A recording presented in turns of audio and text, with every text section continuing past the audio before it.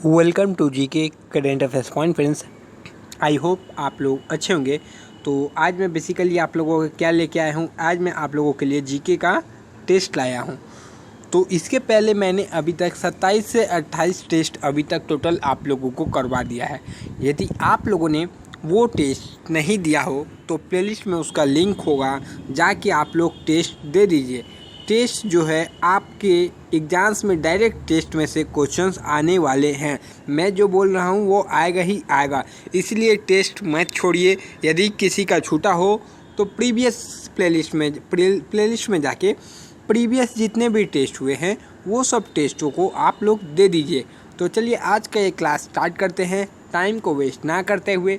इसके पहले आप लोगों ने चैनल को सब्सक्राइब नहीं किया हो तो चैनल को सब्सक्राइब करके बेल आइकॉन प्रेस कर दीजिएगा और टेस्ट का बाद अपना मार्क्स कमेंट में ज़रूर बताइएगा। तो पहला क्वेश्चन है, निम्न में से कौन सा कथन गलत है। यानी आपको यहाँ पर 4 कथन दिए गए हैं, इसमें से कौन सा कथन है जो सही नहीं है। तो पहला ऑप्शन है, संघ लोक सेवा आयोग का अध्यक्ष तथा सदस्य 6 वर्ष या 65 वर्ष की आयु जो पहले लागू हो तक रह सकता है, पहला ऑप्शन। दूसरा है, राज्य सेवा आयोग के अध्यक्ष तथा सदस्य 6 वर्ष तथा 62 वर्ष की आयु तक जो पहले हो लागू हो रह सकता है। तीसरा ऑप्शन, राष्ट्रपति सर्वोच्च न्यायालय की सलाह से संघ लोक सेवा आयोग को भंग कर सकता है। चौथा ऑप्शन, संघ लोक सेवा आयोग के अध्यक्ष व सदस्यों की नियुक्ति उपराष्ट्रपति करता है। तो इसका सही जवाब क्या होना चाहिए। तो चलिए इस क्वेश्चन का बेसिकली जो सही जवाब है वो क्या है, कौन सा कथन गलत है।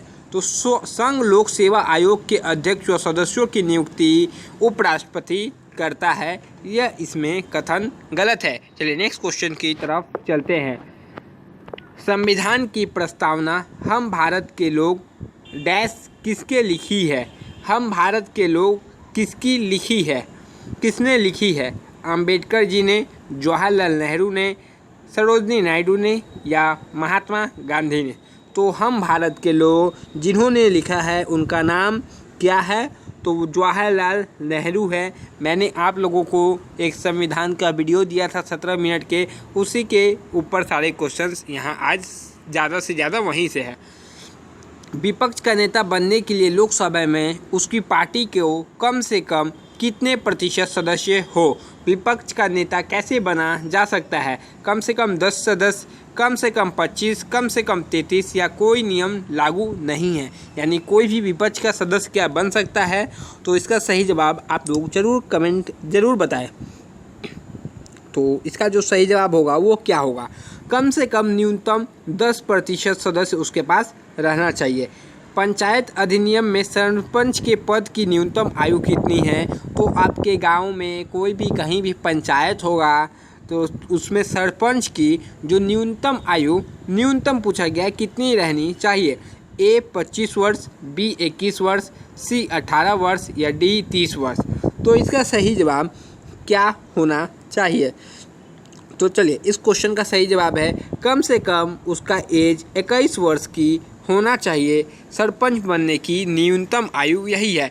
नेक्स्ट क्वेश्चन है, पंचायती राज अधिनियम 1992 किस संशोधन द्वारा लागू किया गया था। 70वां संशोधन, 73वां संशोधन, 75वां संशोधन या 44वां संशोधन। तो पंचायती राज जो अधिनियम था 1992 ईस्वी का किस संशोधन द्वारा लागू किया गया था। तो यह 73वां संशोधन द्वारा लागू किया गया था। चलिए नेक्स्ट क्वेश्चन की तरफ चलते हैं। नेक्स्ट क्या है, नेक्स्ट क्वेश्चन देखिए, साधारणतः संसद के 2 सदनों के बीच अधिकतम कितनी अवधि का अंतराल हो सकता है। मतलब 2 सत्रों के बीच की अधिकतम अवधि कितनी हो सकती है। पहला है 30 दिन, पहला ऑप्शन 30 दिन, दूसरा ऑप्शन 60 दिन, 3 महीना या 6 महीना। तो इसका सही जवाब क्या होना चाहिए। तो संसद के दोनों सदनों के बीच की जो अंतर होना चाहिए वह कितना होना अंतराल हो सकता है, तो वो 6 महीने तक ही हो सकता है, उससे ज़्यादा यह अंतराल नहीं हो सकता। तो नेक्स्ट है, शारदा एक्ट किससे संबंधित है। शारदा जो एक्ट है किससे संबंधित है। सती प्रथा, दहेज प्रथा, विधवा विवाह या बाल विवाह। तो इसका सही जवाब क्या होना चाहिए। तो सारधा जो एक्ट है वो बेसिकली किससे संबंधित है? तो वो संबंधित है बाल विवाह से संबंधित है। क्या? सारधा एक्ट। नेक्स्ट क्वेश्चन की तरफ चलते हैं।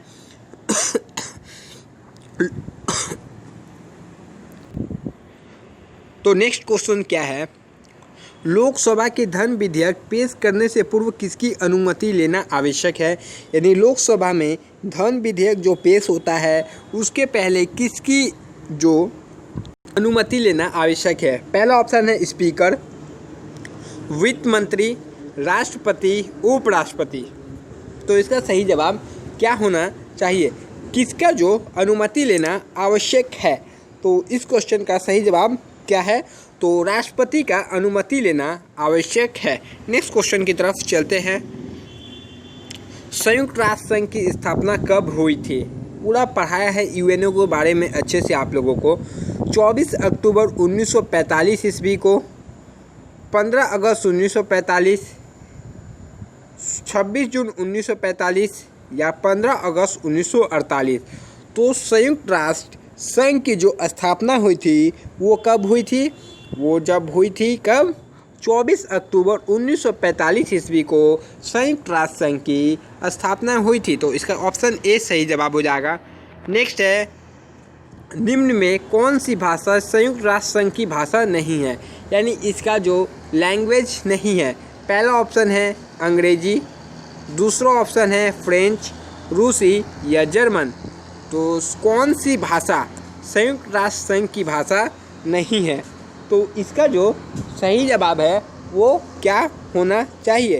तो जर्मन जो भाषा है वो संयुक्त राष्ट्र संघ की भाषा नहीं है। चलिए नेक्स्ट क्वेश्चन।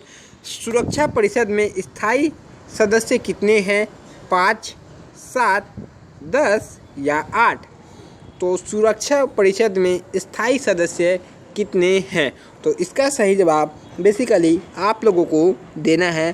तो सुरक्षा परिषद में स्थायी सदस्यों की संख्या कितनी है? तो वो 5 सदस्य है जो स्थायी सदस्य है। नेक्स्ट क्वेश्चन की तरफ चलते हैं। नेक्स्ट है, संयुक्त राष्ट्र संघ के अस्थायी सदस्यों की संख्या पूछा गया है, मतलब जो स्थायी नहीं है। Option A 5, option B 10, option C 15 या ऑप्शन डी 20। तो इसका सही जवाब क्या होना चाहिए? संयुक्त राष्ट्र संघ के अस्थायी सदस्यों की संख्या कितनी है? तो स्थायी का आप लोगों को मैंने ऊपर ही बता दिया, अब अस्थायी का आप लोगों को बताना है। तो वो अस्थायी संख्या 10 है। नेक्स्ट है, संयुक्त राष्ट्र संघ का पहला महासचिव कौन था? तो उद्यान, ड्रैग हैमरशील्ड या ट्रिगवेली या फिर इनमें से कोई नहीं। तो संयुक्त राष्ट्र संघ का पहला महासचिव कौन था? तो इसका सही जवाब क्या होना चाहिए? ये सब क्वेश्चन मैंने इसके कॉन्सेप्ट क्लास में कराया हुआ है। तो इसका सही जवाब ट्रिगवेली जो कि नॉर्वे का था। चलिए नेक्स्ट क्वेश्चन की तरफ चलते हैं। अब है, संयुक्त राष्ट्र संघ का मुख्यालय कहाँ है? यानी इसका मुख्यालय कहाँ है? पहला ऑप्शन लंदन, दूसरा ऑप्शन जिनेवा, न्यूयॉर्क या हेग। तो इसका सही जवाब क्या होना चाहिए? संयुक्त राष्ट्र संघ का मुख्यालय कहाँ पर स्थित है? तो जो संयुक्त राष्ट्र संघ का मुख्यालय है वो बेसिकली कहाँ स्थित है? तो वो आपका न्यूयॉर्क में स्थित है। तो इसका सही जवाब ऑप्शन सी हो जाएगा। चलिए नेक्स्ट क्वेश्चन की तरफ चलते हैं। नेक्स्ट क्वेश्चन आपसे पूछा है, निम्न में से कौन सा कथन गलत है? अंतर्राष्ट्रीय श्रम संगठन ICO का मुख्यालय जिनेवा यानी नीदरलैंड में है। विश्व स्वास्थ्य संगठन WHO का मुख्यालय जिनेवा में है। IMF यानी अंतर्राष्ट्रीय मुद्रा कोष का मुख्यालय वाशिंगटन में है या विश्व बैंक का मुख्यालय न्यूयॉर्क में है। तो इसका सही जवाब क्या होना चाहिए? तो इसका जो सही जवाब है वो क्या है? कौन सा कथन आपसे पूछा है गलत है? यानी विश्व बैंक का मुख्यालय जो कि न्यूयॉर्क में नहीं है। तो विश्व बैंक का मुख्यालय है कहाँ? विश्व बैंक का मुख्यालय आपका वाशिंगटन DC में स्थित है। चलिए नेक्स्ट क्वेश्चंस की तरफ चलते हैं। नेक्स्ट क्वेश्चन क्या है? निम्न युगों संगठन व मुख्यालय सुमेलित कौन सा है? मतलब इसका जो मुख्यालय सही कौन सा है? राष्ट्रमंडल का मुख्यालय लंदन, एशिया विकास बैंक का मनीला, इंटरपोल का लियोन्स फ्रांस में, या सार्क का ढाका। तो कौन सा संगठन व मुख्यालय असुमेलित कौन सा है, मतलब गलत है?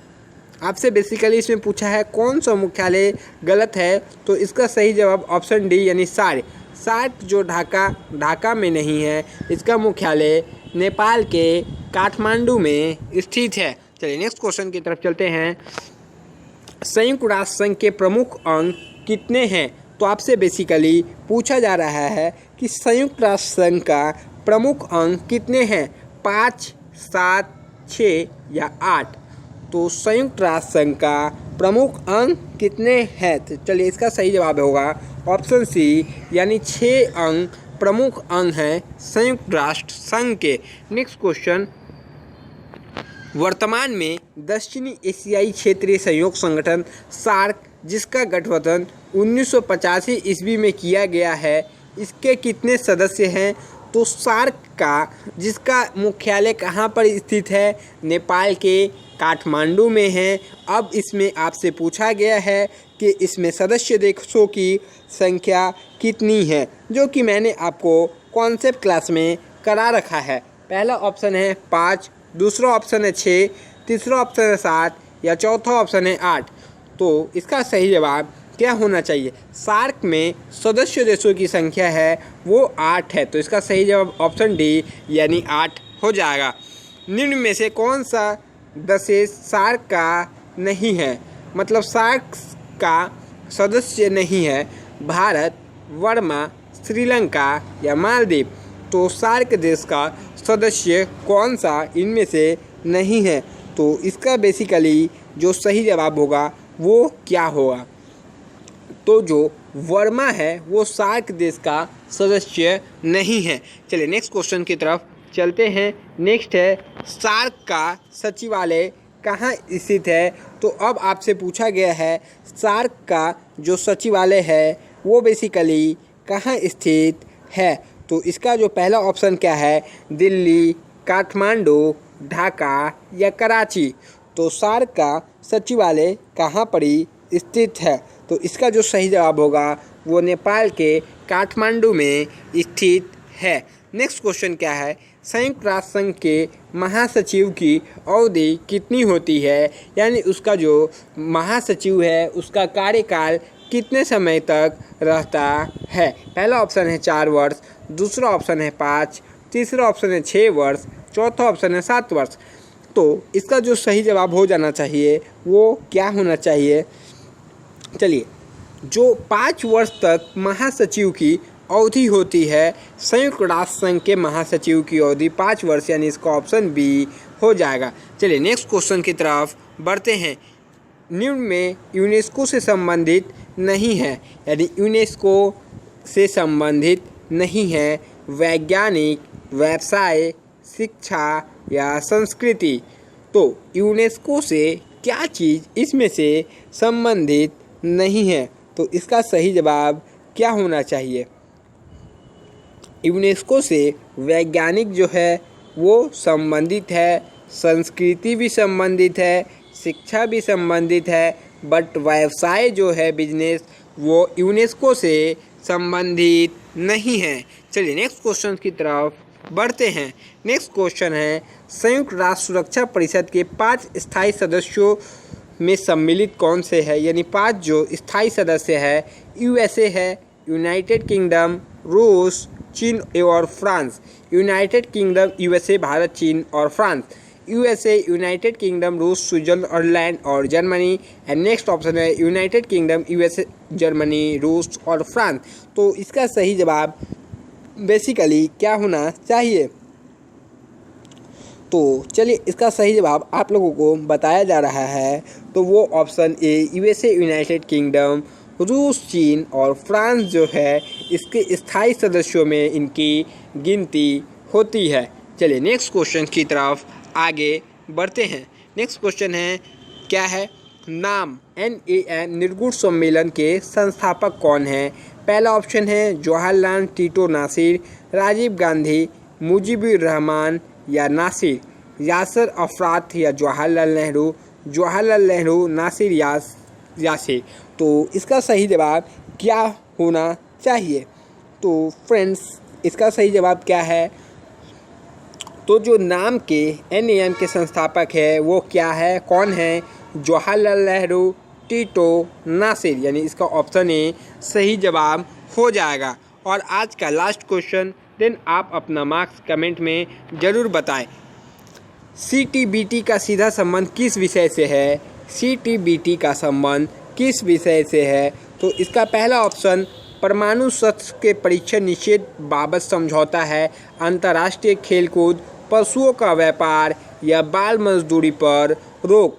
तो इसका सही जवाब देने के लिए आपको अभी से कम 10 सेकेंड का समय दिया जा रहा है।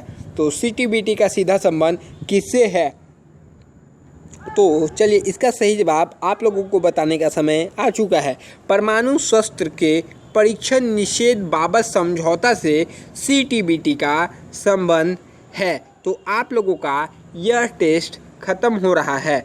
तो 25 में आपको कितना मार्क्स मिला? बस आप मार्क्स बताइए कि आपको 20 मिला, 15 मिला या 18 मिला। जो मार्क्स आपको मिला कमेंट बॉक्स में ज़रूर बता दे। इतना कष्ट आप लोग ज़रूर करें। एंड पीछे के वीडियोस को नहीं देखा हो तो रिक्वेस्ट है आपसे, वीडियोस को देख ले, वरना आपका सिलेक्शन में दिक्कत हो सकता है। क्योंकि पीछे के सारे वीडियोस में मैंने अभी तक 300 GK, 300 साइंस का टेस्ट ले चुका हूं, जो कि VVIP क्वेश्चंस है, यानी very very very important questions है आपके एग्ज़ाम्स नेवी MR की दृष्टि से। तो आप लोग यदि वो कॉन्सेप्ट यानी वो टेस्ट मिस करेंगे तो आपको आने वाले समय में दिक्कत हो सकती है। तब तक के लिए जय हिंद फ्रेंड्स।